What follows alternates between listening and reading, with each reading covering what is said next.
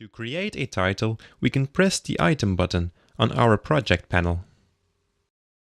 But we are going to use the short key Ctrl or Command T, and that will bring up a dialog box. In most cases, we'll leave the video settings as they are. Just input a name for the title and press OK to open the titler of Premiere Pro, a very powerful text editor. As you can see in the project panel, the title is a generated file within Premiere Pro. This file can contain multiple text lines, shapes, and even images which you can insert. To start typing a text in the titler, press the T key to activate the Type tool. Click in your canvas and start typing. Activate the arrow again to start dragging your title around. On the right side, you'll see all the settings for the text, which are pretty obvious. As a lot of these things speak for themselves, I will not cover it. You should play with these settings to find out what they do if something shouldn't be clear. There are also many presets to apply a particular style. To center any item, like the text we have just created, you need to press the buttons down below. Center it vertically or horizontal.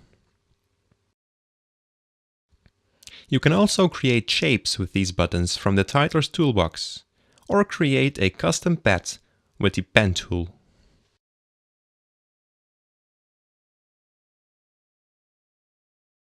If you want to add an image inside the titler, you need to right-click, say Logo, Insert Logo, select an image and press Open.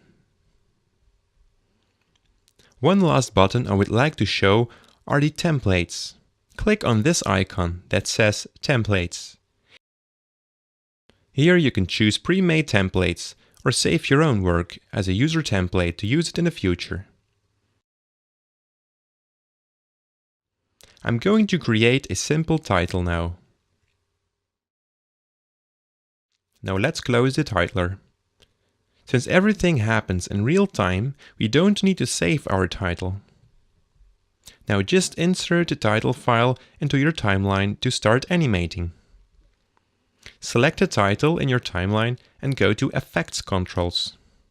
If you don't see a timeline near your clip's properties, click the arrow on the top right to reveal it. This timeline represents the one of your sequence. When you scrub through it, you'll see that the ruler in your large timeline moves with it. The difference between the two is that the timeline of your effects controls only shows the time of the selected clip, while the timeline below shows the time of your whole edit. Here we can make an animation for the selected clip. In this example, the title we have created. Open the motion property. Here you can find some sub-properties. Now choose a property that you would like to animate. For example, the scale. Select a point in time from where you want the animation to start. Change the value of that property of which you want to start it from. Let's say 50%. Now with the stopwatch icon on the left of that property, you can set that value on the timeline. Animation is now active, and a keyframe has been made on that point in time. That keyframe contains the value of which we have just set, 50%. Now let's move further in time.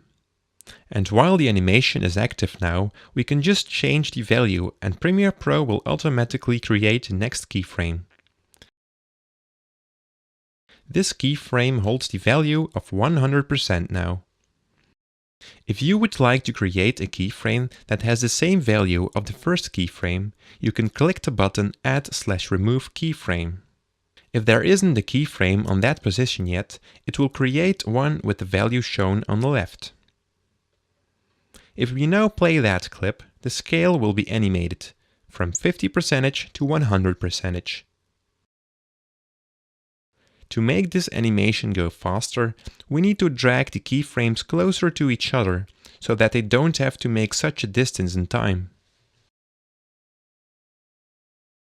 The same thing goes if we wanted to go slower. If you watch the value, you can also see it change.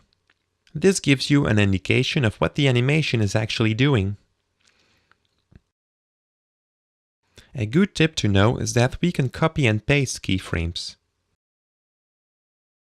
and simply delete them individually. Now, as you can see, all of these properties have a stopwatch, and we can all animate them.